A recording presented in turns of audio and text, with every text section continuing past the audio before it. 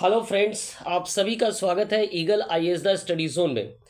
जैसा कि आप सभी जानते हैं, यूपीएससी मेंस 2025 का एग्जामिनेशन कंप्लीट हो गया है और अब जो है प्रश्न पत्रों के विश्लेषण की बारी है। तो आज जीएस पेपर 1 प्रश्न पत्र का विश्लेषण करेंगे, देखेंगे कि कौन कौन से प्रश्न किस किस क्षेत्रों से आया था, उनका एक उत्तर क्या हो सकता है, उन पर भी क्या करेंगे, डिस्कशन करेंगे। हमारा जो विषय है वो है हिस्ट्री, आर्ट एंड कल्चर या इंडियन हेरिटेज के साथ साथ कल्चर के प्रश्नों को लेकर के डिस्कशन किया जाएगा। तो चलिए प्रारंभ करते हैं। सबसे पहले ये यूपीएससी मेंस 2025 का प्रश्न पत्र है। जैसा कि आप देख रहे हैं, जीएस 1 का जो है प्रश्न पत्र है और सीधे हम लोग चले जाएंगे शॉर्ट क्वेश्चन नंबर 1 पर। और क्वेश्चन नंबर 1 पे पूछा गया है कि हड़प्पाकालीन वास्तुकला के विशेष पहलुओं पर जो है चर्चा कीजिए। लगभग उत्तर जो है आपको 150 शब्दों में देना है। तो जैसा कि पैटर्न है, एक तो 150 शब्दों का प्रश्न होता है और दूसरा जो है 250 शब्दों का होता है। तो उसी पैटर्न के हिसाब से पहला प्रश्न तो जो है काफ़ी क्या है ना, लिखने लायक है। इस पर काफ़ी कुछ लिखा जा सकता है। हड़प्पाकालीन वास्तुकला के विशेष पहलुओं पर जो है चर्चा करनी है। सबसे पहले आप इंट्रो इस प्रकार से देकर के प्रारंभ कर सकते हैं कि हड़प्पा इतिहास में, जो भारतीय इतिहास में हड़प्पा संस्कृति मूल रूप से न केवल एक प्राचीन नगरीय सभ्यता के रूप में जानी जाती है, बल्कि अपने विशेष वास्तुकला के लिए भी जाना जाता है। क्योंकि जो नगर की विशेषता है वो उसके योजना प्रणाली पर या उसके वास्तुकला पर ही निर्भर था। और उसी संदर्भ में जो है हड़प्पा सभ्यता बाद में जाकर के पूरे विश्व में जाना गया। तो हड़प्पा सभ्यता की जो पहचान है वो इसके वास्तुकला या इसका जो नगर निर्माण की जो योजना है, एक एक तरीके से सभी चीज़ों को सटीक ढंग से व्यवस्थित करने की जो योजना है, और इसी कारण से ही हड़प्पा सभ्यता क्या है ना, सबसे नगर नियोजन प्रणाली में सबसे प्राचीन और सबसे कहा जाता है श्रेष्ठ प्रणालियाँ यहाँ पाई जाती थी। अब हम लोग वास्तुकला की विशेषताओं को क्या कर सकते हैं, उकेर सकते हैं main parts of the body में। तो इसे आप पॉइंट वाइज जो है कई पॉइंट्स में बांट सकते हैं। जैसे नगर योजना प्रणाली के रूप में लिख सकते हैं। दूसरा क्या कर सकते हैं ना, सड़कों का ग्रिड जो सिस्टम था, ग्रिड पैटर्न, जिसे राजपथ भी कहा जा रहा है, जो कि एक दूसरे से समकोण पर काटते थे। इसके साथ साथ कुछ आपने देखा होगा मोहनजोदड़ो में जो है ना कुछ जायंट स्ट्रक्चर भी बने थे, बृहत संरचनाएं बने थे। उनमें क्या था ना, अन्नागार था, स्नानागार था, जो कि सामूहिक रूप से लोगों के काम के लिए दिया जाता था। तो ये भी एक वास्तुकला की बहुत बड़ी विशेषताएं है कि वहाँ के लोगों में ये था पहले से कि सामूहिक रूप से कुछ चीज़ें की ज़रूरत है, चाहे वो धार्मिक उत्सव के दौरान हो या किसी प्रकार का उत्सव हो, और उस दौरान इन उत्सवों को उत्सवों के लिए जो है इन सभा भवनों की, इन स्नानागार की, इसके साथ साथ जो है पुरोहित आवासों की, अन्नागारों की आवश्यकता पड़ती है।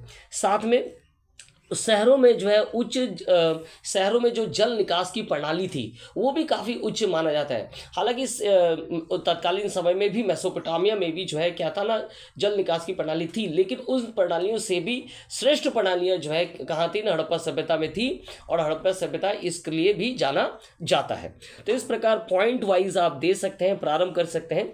अब इसके बाद एक एक पॉइंट को आप क्या कर सकते हैं, डिस्कशन कर सकते हैं शॉर्ट में। नगर योजना प्रणाली के अंतर्गत किन चीज़ों को रखा जा सकता है। तो नगर योजना के प्रणाली के अंतर्गत जो है आयताकार ग्रिड पैटर्न को रख सकते हैं आप लोग, कि जो घर बने थे वो आयताकार तरीके से ग्रिड पैटर्न के हिसाब से बने हुए थे। सड़कें जो है वो पूर्व पश्चिम दिशा में समकोण पर काटती थी। भवने भी जो है 3 प्रकार के होते थे। एक तो निवास स्थान वाला, दूसरा क्या होता था ना, श्रमिक आवास होते थे, तीसरा क्या होता था ना, जैसा कि कहा गया, बृहद संरचनाएं होते थे। इसके अलावा पूरा नगर योजना जो है 2 गढ़ों में विभाजित था। एक तो ऊपरी गढ़, जिसे गढ़ कहा जा रहा है, और दूसरा जो है निचला गढ़। ऊपरी जो गढ़ था वहाँ पर जो है शासक की क्या था ना, शासक का आवास था या शासकों का क्या होता था, कब्जा होता था। वहीं निचला गढ़ जो था वो आम लोगों के था। इस प्रकार लगभग सभी जो साइट्स प्राप्त हुए उनमें दो तरह का क्या है ना, आपको क्या मिलेगा, पूरी नगर प्रणाली जो है विभाजित है, एक तो गढ़ या दुर्ग और दूसरा हो गया निचला गढ़ या निचला आवास है। धोलावीरा की अगर हम बात करें तो धोलावीरा में 3 भागों में जो है शहर डिवाइड थे। एक तो सितादल ऊपरी दुर्ग हो गया, दूसरा हो गया मध्यम नगर और तीसरा हो गया निचल नगर। तो इस प्रकार जो है दुर्ग की प्रणाली पूरे नगर में एक शासक वर्ग के लिए अलग स्थान था, मध्यम वर्ग के लिए एक अलग स्थान था और निचले नगर में आम लोगों के लिए भी क्या था ना, स्थान अलग रखा गया था। और ये जो है क्या थे ना, अलग अलग प्राचीरों से घिरे हुए थे, उनमें बुर्ज भी थे, उनमें गोपुरम्स भी थे। तो इस प्रकार जो है पूर्ण रूप से व्यवस्थित रखे गए थे। पूर्वी टीले पर जो है नगर पाए जाते थे और पश्चिमी टीले पर क्या होता था ना, दुर्ग स्थित होता था। प्राचीनों में बुर्ज या गुरुपुरम का प्रयोग भी मिला है। तो इस प्रकार नगर योजना प्रणाली देख पा रहे हैं कि नगर योजना का जो एक कह सकते हैं कि सुव्यवस्थित रूप जो है हड़प्पा सभ्यता में देखने को मिला और इसी कारण से इसकी वास्तुकला की इसी वास्तुकला के लिए जाना जाता है। सड़कों के बारे में, चूंकि सड़कें जो है पूर्व पश्चिम में ग्रिड प्रणाली बनाते हैं, कई बार इसकी चौड़ाई इतनी होती है जिसे राजपथ भी कहा गया है। बृहद संरचनाओं की, जैसा कि पहले ही बात किया गया कि सार्वजनिक भवन हो गए, स्नानागार हो गए, इसके साथ साथ जो है सभा भवन जो है काफ़ी महत्वपूर्ण माना जाता है। सभा भवन, पुरोहित आवास यहाँ पर उपस्थित था, अन्नागार यहाँ पर उपस्थित था और अन्नागार के बगल में जो है श्रमिकों के लिए बहुत सारे आवास भी प्राप्त हुए हैं।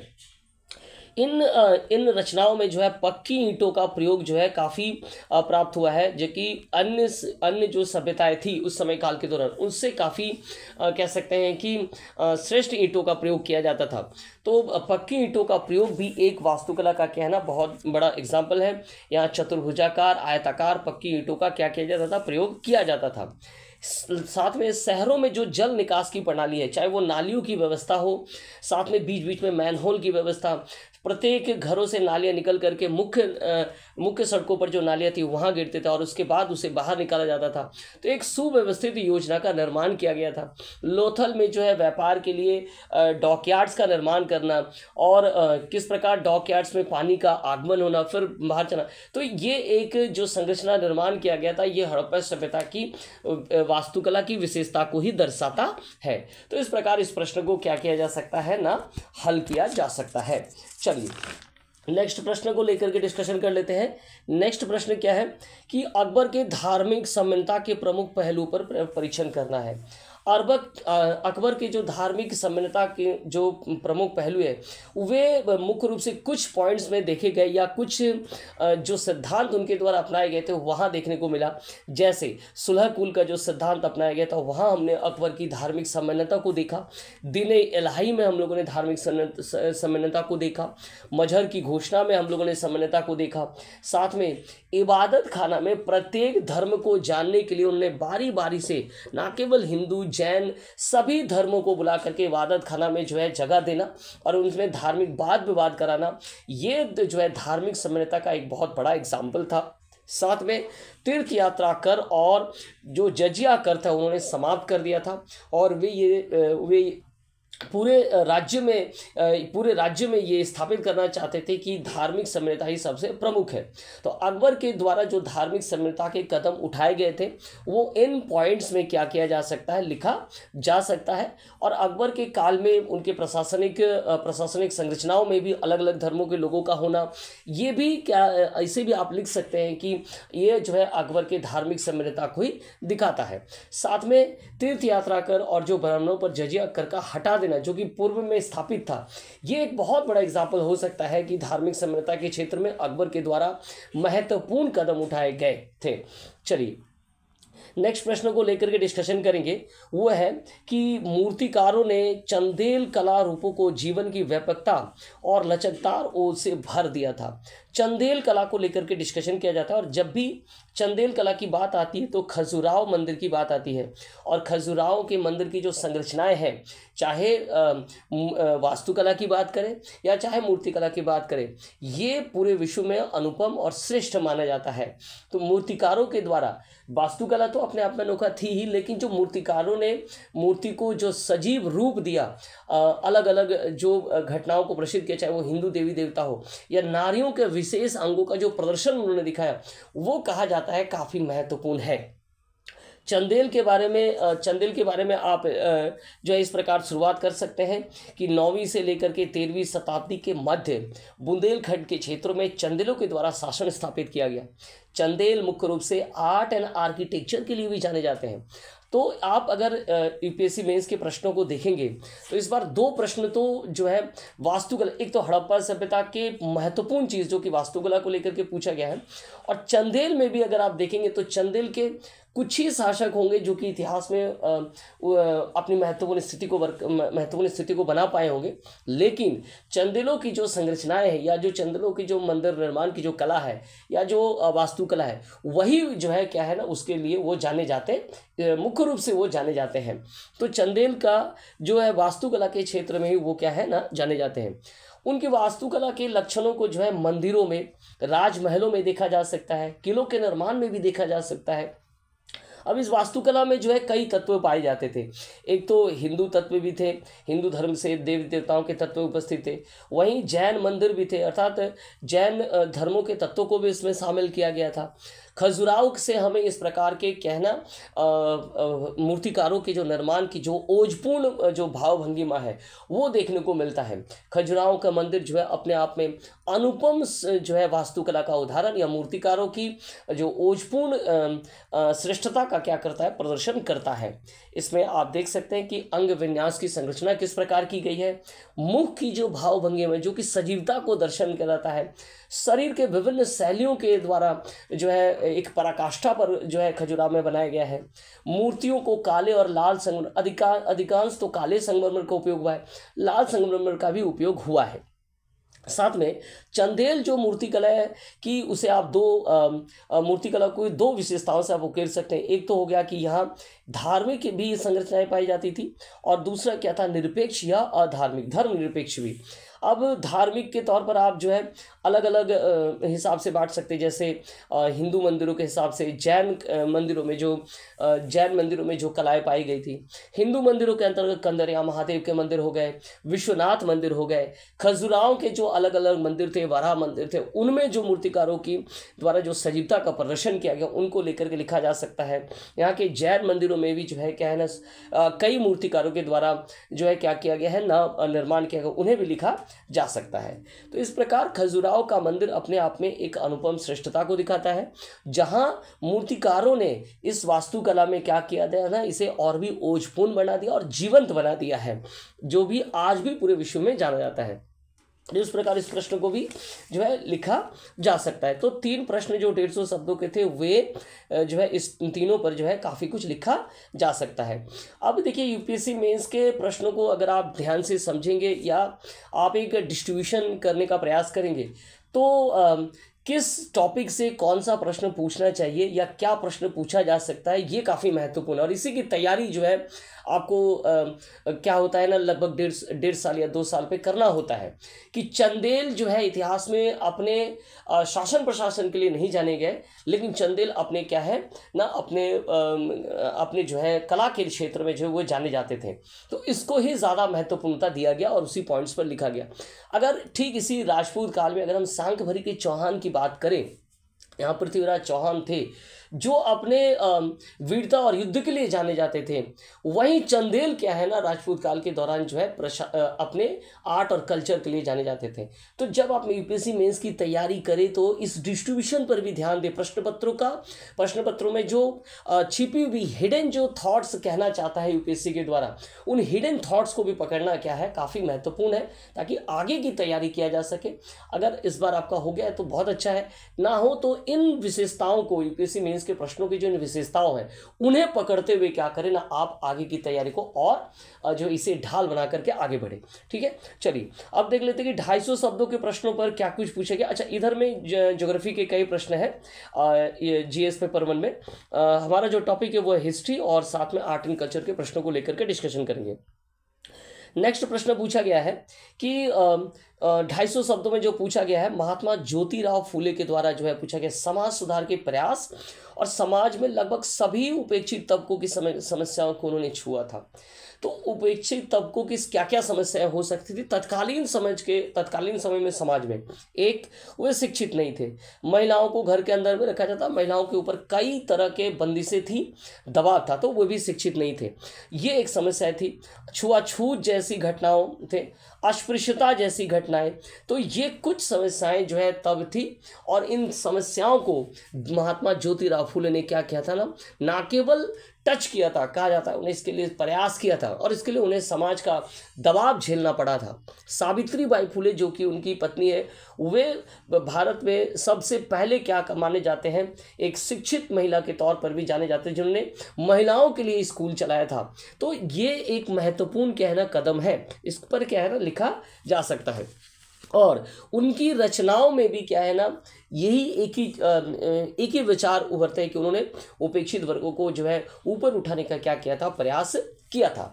तो ये जो है इस प्रश्न को काफ़ी कुछ इस प्रश्न में लिखा जा सकता है, अलग अलग अगर आप इसको टॉपिक बना करके लिखाएंगे तो। समाज सेवक के क्षेत्र में आप इसे पॉइंट वाइज डिवाइड कर सकते हैं कि अस्पृश्यता के क्षेत्र में, जाति व्यवस्था के क्षेत्र में उन्होंने विरोध किया था, महिलाओं के उत्पीड़न पर तो उन्होंने कई काम किए थे जो उस समय के लिए सोचना भी क्या था, असंभव था। तो इन पर, साथ में एजुकेशन के फील्ड में, खास करके महिलाओं के एजुकेशन के फील्ड पर उन्होंने क्या कुछ किया था ना, काफ़ी कार्य किया था। 1848 की अगर हम बात करें तो 1848 में उन्होंने लड़कियों के लिए विद्यालय खोला था प्रथम बार, और इसे प्राचीन विद्यालय, लड़कियों के विद्यालय का प्राचीन स्कूल के तौर पर भी जाना जाता है। सत्यशोधक की स्थापना जो है इन उपेक्षित वर्गों की जो समस्याएं थी उनको सुधारात्मक कदम उठाने का एक बहुत बड़ा प्रयास था, जो कि 1873 में उनके द्वारा सत्यशोधक समाज की स्थापना की गई। सभी वर्गों का हिस्सा इसमें था। पीड़ित वर्गों के उत्थान के लिए उन्होंने कार्य किया। 1888 तक जो है मुंबई में जो है मुंबई की एक सभा में उनके कार्यों के लिए उन्हें महात्मा कह करके पुकारा गया था। तो इस प्रकार आगे और भी इस पॉइंट पर लिखा जा सकता है कि फूले, जो ज्योतिराव फूले हैं, उन्होंने महारो और मांग जाति, जो कि अस्पृश्य अछूत जाति कहे जाते थे, उनके लिए भी स्कूल प्रारंभ कर दिया था। और 1852 तक जो है 3 फूले स्कूल उस समय चल रहे थे, जिनमें 250 से अधिक लड़कियां शिक्षा भी प्राप्त कर रही थी। हालांकि 1858 के समय काल के दौरान जो है विभिन्न कारणों से ये स्कूल बंद हो गए थे। महिलाओं की अगर बात की जाए तो उन्होंने विधवा पुनर्विवाह को लेकर के समर्थन किया। 1863 में उन्होंने एक महत्वपूर्ण कार्य किया, गर्भवती जो विधवाओं के लिए उन्होंने घर की व्यवस्था की, कि जो गर्भवती थे, जो घर से त्याग थे, उनके लिए उन्होंने घर की व्यवस्था कर दी। अनाथालय की स्थापना करवाया। 1863 में उन्होंने एक और स्टेप लिया, शिशु हत्या का निवारण केंद्र प्रारंभ किया, जो कि अपने आप में एक अनोखा प्रयोग के तौर पर देखा जा सकता है। तत्कालीन समय में बच्चा और लड़कों और लड़कियों में विभेद पाया जाता था, तो लड़कियां होने पर शिशु हत्या भी होती थी, तो उनको रोकने के लिए शिशु हत्या केंद्र स्थापित कर दिया कि अगर कोई चाहे तो वहाँ शिशु हत्या केंद्र में जाकर के अपने बच्चों को जन्म दे सकते हैं, रह सकते हैं। तो विधवा गर्भवती बच्चों को जो है सुरक्षा देने के लिए, शिशु हत्या से सुरक्षा देने के लिए उन्होंने केंद्र बाकायदा स्थापित किया, जो 1880 तक क्या है चला। धर्म के क्षेत्र पर उन्होंने जोरदार प्रहार किया। कहा जाता है कि फूले ने पौराणिक जो राजावली है उनको सम्मानित किया, साथ में उन्होंने आर्य आक्रमण के सिद्धांत पर प्रहार किया। उन्होंने जाति के उच्च वर्ग, ये जो जाति है, उन्होंने उच्च वर्ग की अधीनता के तौर पर देखा और इसे एक सामाजिक विभाजन का आधार माना। उनकी रचनाओं की अगर हम बात करें तो गुलामगिरी उनकी रचनाएं, जो कि काफ़ी महत्वपूर्ण माना जाता है, जहां महिलाओं को लेकर के, जाति को लेकर के सुधारों से संबंधित बातें जो है रखी गई। और इन रचनाओं के माध्यम से भी उन्होंने उपेक्षित वर्गों की समस्याओं को समाज के सभी वर्गों तक जो है या विश्व के सामने रखा। उनके द्वारा तृतीय रत्न लिखा गया था 1855 में। गुलामगिरी 1873 की रचना है। सत्यशोधक समाज के साथ साथ गुलामगिरी, इन दोनों के द्वारा उन्होंने जो है समाज की पर प्रहार किया और समाज के इस जो भारी जो समस्या थी उस समय काल के दौरान, उस समस्या पर क्या किया ना, प्रहार किया गया। किसके द्वारा? तो महात्मा फूले के द्वारा। तो ये कुछ प्रश्न है। दूसरी ओर अगर एक और प्रश्न को लिया जाए तो प्रश्न था, एक और प्रश्न हम लोग लेते हैं क्वेश्चन नंबर 13 को, समकालीन विश्व के लिए फ्रांसीसी क्रांति की निरंतर प्रासंगिकता क्या है? तो फ्रांसीसी क्रांति की जो सबसे प्रमुख प्रासंगिकता है वो उदारवाद, लोकतंत्र, मानववाद और व्यक्तियों के अधिकार, जो 1799 में जो घोषणा हुई थी, व्यक्तियों के अधिकार को घोषणा या मानव अधिकारों की जो घोषणा है, उसको पूरे विश्व ने क्या किया था ना, आलोड़ित किया था, पूरे विश्व ने उसे हिलाया था। और उसी आधार पर हर जगह पर मानववाद, व्यक्तिवाद एवं व्यक्तिवाद के अधिकार जो है आए थे। लोकतांत्रिक जो व्यवस्था है वो उभर करके आया था। तो फ्रांस की क्रांति का जो प्रासंगिकता आज भी है वो हमारे संविधान में भी दिखता है, या विश्व के किसी संविधान में मानवीय अधिकारों की जो पहचान की गई थी या जो स्थापित करने की प्रयास किया गया था, अभिजात वर्गों को हटा करके कुलीन वर्गों की जगह पर मध्यम वर्गों को, श्रमिक वर्गों को स्थान दे करके मानववाद या मानव अधिकारों की जो घोषणा की गई थी वो हमें फ्रांसीसी क्रांति से दिखता है। फ्रांसीसी क्रांति का प्रारंभ 1789 से लेकर 1719 तक 18 जो ब्रोमायर की जो तख्ता पलट की घटना है वहां तक के बाद से जो है ये अलग अलग क्षेत्रों में खास करके मानव अधिकारों को घोषणा को लेकर के, लोकतांत्रिक उदारवाद की जैसे चीज़ों को रखने में जो है, स्वतंत्रता, समानता, संप्रभुता जैसी चीज़ों को रखने में जो है फ्रेंच रेवोल्यूशन है वो जाना जाता है। तो इस पॉइंट्स को क्या किया जा सकता है, इसे लिखा जा सकता है। और आपने जब फ्रांसीसी क्रांति को आपने अध्ययन किया था उसमें आपने ये भी देखा था कि फ्रांसीसी क्रांति का विश्व को क्या योगदान है। तो ये सारे वो पॉइंट्स हैं जिसको लेकर के आप क्या कर सकते हैं, डील कर सकते हैं। तो ये साथियों जीएस पेपर 1 का जीएस पेपर 1 था जिसको लेकर के डिस्कशन किया गया। और जल्दी आप सबके लिए हिस्ट्री ऑप्शनल पेपर को डिस्कशन किया जाएगा। तो हमारे साथ जुड़े रहिए और आप सभी का बहुत बहुत धन्यवाद।